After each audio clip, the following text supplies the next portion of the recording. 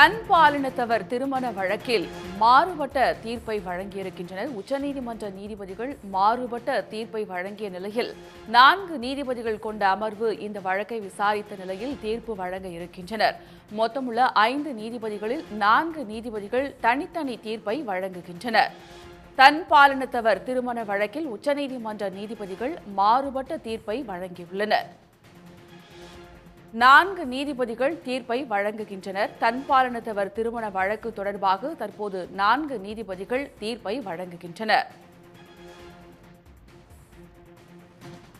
மொத்தமுள்ள 5 நீதிபதிகளில் 4 நீதிபதிகள் தனித்தனியாக தீர்ப்பை வழங்குகின்றனர். நகரங்களில் வசிக்கும் அனைவரையுமே மேட்டுக்குடியினர் என கூறிவிட முடியாது என்றும் அவர்கள் தெரிவித்திருக்கின்றனர். தன் பாலினத்தவர் திருமண வழக்கில் உச்சநீதிமன்ற நீதிபதிகள் மாறுபட்ட தீர்ப்பை வழங்கியிருக்கின்றனர். 4 நீதிபதிகள் தீர்ப்பை வழங்குகின்றனர். 5 நீதிபதிகள் கொண்ட இந்த வழக்கில் 4 நீதிபதிகள் தனித்தனியாக தீர்ப்பை வழங்குகின்றனர். தலைமை நீதிபதி டி.ஒய். சந்திரசூட் உள்ளிட்ட 5 நீதிபதிகள் இந்த வழக்கை தீர்ப்பு வழங்க இருக்கின்றனர். 4 நீதிபதிகள் தனித்தனியாக தங்களது தீர்ப்பை வழங்க இருக்கின்றனர். தன் பாலினத்தவர் திருமண வழக்கில் உச்சநீதிமன்ற நீதிபதிகள் மாறுபட்ட தீர்ப்பு வழங்கியுள்ளனர். 4 நீதிபதிகள் தனித்தனியாக தங்களின் தீர்ப்பை வழங்க இருக்கின்றனர்.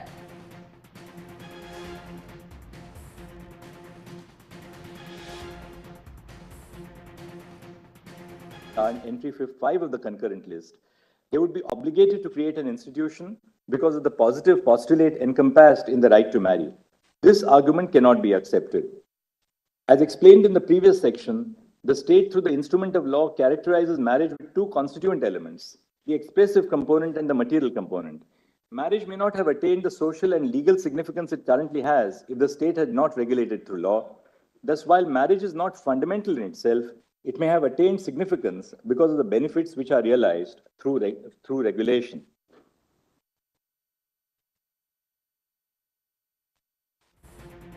If the court finds that a provision is contrary to Part 3 of the Constitution, it shall declare that it is void, or read it down by deleting phrases, or read words in by adding or substituting phrases to save it from being declared void. If in the present batch of petitions, this court holds that Section 4 of the Special Marriage Act is unconstitutional because it is under-inclusive to the extent that it excludes, by implication, marriage between same-sex couples, the court would either strike down Section 4 of the SMA or follow the workability model submitted by the petitioners. If the court follows the first approach, the purpose of a progressive legislation such as the SMA would be lost. The SMA was enacted to enable persons of different religions and castes to marry. If the SMA is held void for excluding same-sex couples, it would take India back to the pre-independence era, where 2 persons of different religions and castes were unable to celebrate love in the form of marriage. Such a judicial verdict would not only have the effect of taking the nation back to the era when it was clothed in social inequality and religious intolerance, would also push the courts to choose between eradicating one form of discrimination and prejudice at the cost of permitting another. If this court takes the second approach and reads words into the provisions of the SMA and provisions of other allied laws such as the Indian Succession Act and Hindu Succession Act, it would in effect be entering into the realm of the legislature. The submissions of the petitioners indicate that this court would be required to extensively read words into numerous provisions of the Special Marriage Act and other allied laws. The court is not equipped to undertake an exercise of such wide amplitude because of its institutional limitations. This court would in effect be redrafting the laws in the garb of reading words into the provisions. It is straight law that judicial legislation is impermissible. We are conscious that the courts usually first determine whether if the law is unconstitutional and then proceed to decide on the relief. However, in this case, an exercise to determine whether the SMA is unconstitutional because of under-inclusiveness would be futile because of the limitations of this court's power to grant a remedy. Whether a change should be brought into the legislative regime of the SMA is for Parliament to determine. Parliament has access to varied sources of information and represents in itself a diversity of viewpoints in the polity. The court, in the exercise of the power of judicial review, must be careful not to tread into the legislative domain. It is clarified that this court has not adjudicated upon the validity of any laws other than the SMA, the FMA, the adoption regulations, and the CARA circular. Page 153 पे correction था.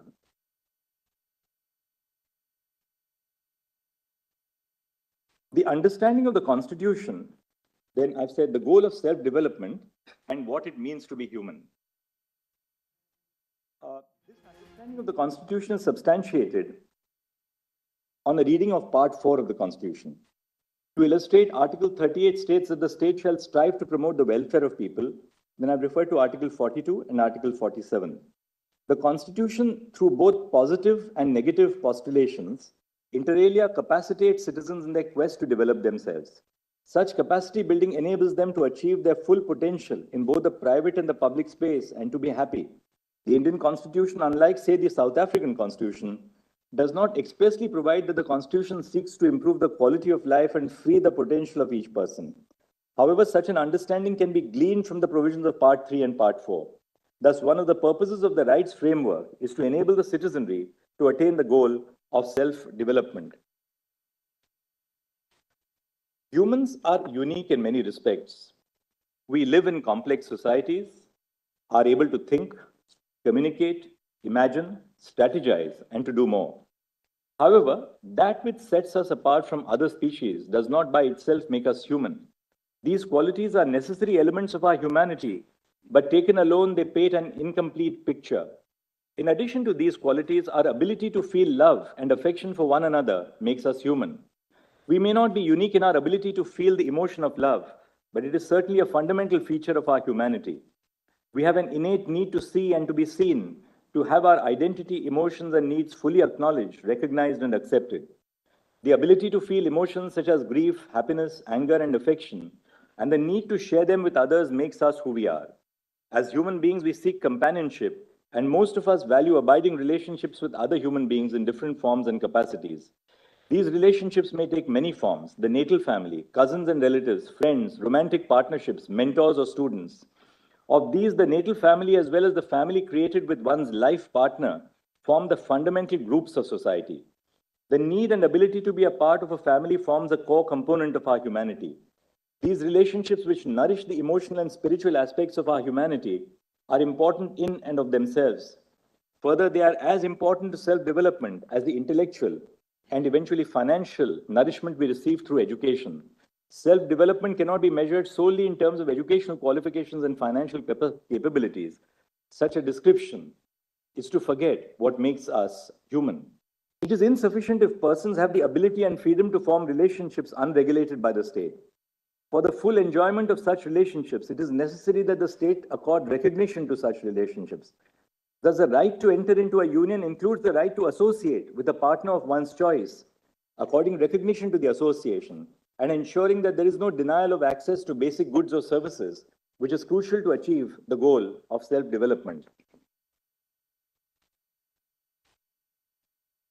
On the other hand, the state could indirectly infringe upon the freedom when it does not create sufficient space to exercise that freedom. A formal associational status or recognition of the association is necessary for the free and unrestricted exercise of the freedom to form intimate associations. Needless to say, there may be reasonable restrictions on this right. However, other than legally valid and binding restrictions, the right to intimate associations must be unrestricted. The state, by not endorsing a form of relationship, encourages certain preferences over others. In a previous segment of this judgment, we have discussed the tangible and intangible benefits of recognizing relationships in the form of marriage. While the tangible benefits of marriage are traceable to the content of law, the intangible benefits are secured merely because the state recognizes the relationship through the instrument of law. Intangible benefits in the form of expressive advantages exist irrespective of the content of the law. Even if the law does not grant any special material benefits to a relationship, the relationship would still be considered to be legitimate in the eyes of society. The freedom to choose a partner and the freedom to enjoy their society, which are essential components of the right to enter into a union, and the freedom of intimate association, would be rendered odious if the relationship were to be discriminated against. For the right to have real meaning, the state must recognize a bouquet of entitlements which flow from an abiding relationship of this kind. A failure to recognize such entitlements would result in systemic discrimination against queer couples.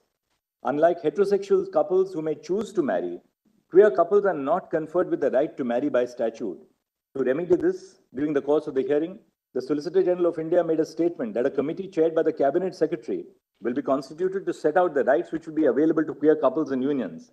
The committee shall set out the scope of the benefits which accrue to such couples.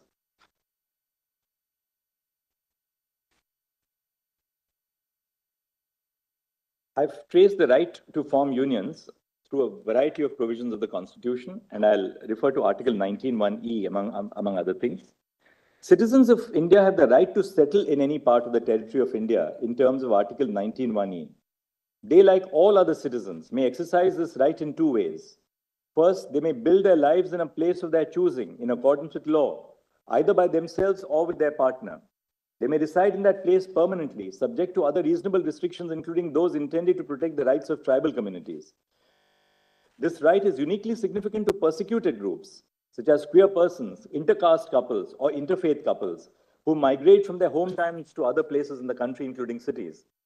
And second, they may settle down with another person by entering into a lasting relationship with them. In fact, this mode of the exercise of the right under Article 19(1)(e) is encompassed by the first mode, because to many people, building a life includes choosing their life partner. Hence, the right to enter into a union is also grounded in Article 19(1)(e).